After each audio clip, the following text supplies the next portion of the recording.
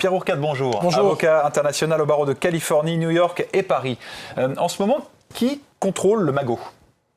Pour l'instant, c'est Laetitia. Mais j'entendais votre sujet et il me revenait à l'esprit quelque chose que nous disons souvent entre avocats, un mauvais accord vaut mieux qu'un bon procès. Et en l'occurrence, imaginez que le 30 novembre, le tribunal de grande instance de Nanterre se déclare compétent, qu'une juridiction californienne se déclare également compétente. Alors là, on est dans un imbroglio judiciaire invraisemblable, avec un conflit de loi et de droit absolument inextricable. Surtout qu'en termes d'image, ce serait calamiteux parce qu'il y a un album, ça n'a échappé à personne, un album posthume qui sort dans 10 jours précisément, le 19. Évidemment, l'idée c'est de trouver une réconciliation avant pour que ça se vende mieux. Est-ce qu'un accord à l'amiable arrête toute la procédure ? Oui, un accord à l'amiable arrête la procédure. Il faut qu'il soit entériné donc, par un magistrat français. Et à ce moment-là, ça a valeur de force exécutoire, c'est ce qu'on dit, c'est ce qu'on dit en droit, et ça éteint en effet toutes les actions. Maintenant, reste à savoir si ces négociations vont arriver à bonne fin. Alors si ça discute, ça veut dire qu'il n'y a aucun des deux camps, maître, qui est sûr de gagner, sinon ils iraient au procès. C'est quoi les arguments de chacune des deux positions ? Alors les arguments de Laetitia, on l'a dit depuis le début, c'est de dire que le droit californien s'applique, que le testament de Johnny Hallyday a été rédigé en bonne et due forme devant un avocat et deux témoins, que Johnny Hallyday était résident californien.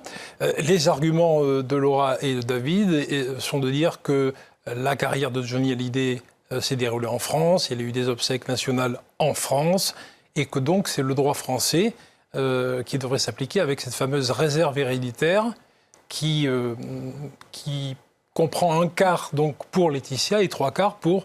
qui interdit de déshériter ses enfants, en fait. Voilà, pour le reste des enfants, absolument. Les informations de BFM TV de Sarah Lou Cohen nous disent que Laura serait intéressée par Marne la Coquette, qu'il y a aussi une histoire de droit, de royalties et puis de droit aussi artistique. Il y a un côté quand même un peu marchandage. Oui, alors Laura est en situation financière plus précaire que David. Donc Laura a tout intérêt à avoir la maison de Marne la Coquette ou son équivalent. Ils peuvent très bien la vendre et en percevoir les droits. Pour David, c'est un peu différent. David, il est plus attaché au droit moral. Donc, parce qu'il a composé aussi et chanté avec notamment son père. L'album 100%. Donc c'est plus un côté moins financier du côté de David, selon moi, que Laura, qui, elle, a besoin d'argent. Et Laetitia Hallyday, alors, comment elle vit aujourd'hui ? Est-ce qu'il y avait des dispositions qui avaient été prévues ? Est-ce que le trust lui verse une espèce de rente ? Oui, tout à fait. Le trust, il a été établi pour maintenir son niveau de vie.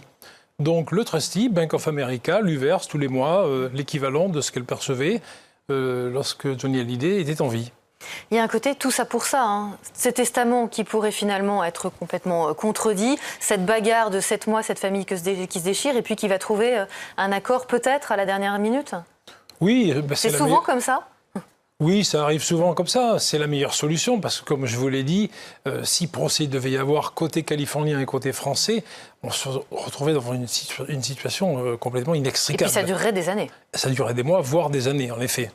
Vous savez quoi ? Je pense qu'on va se revoir, Pierre Ourcade. Merci beaucoup d'avoir été ce matin l'invité du Live BFM.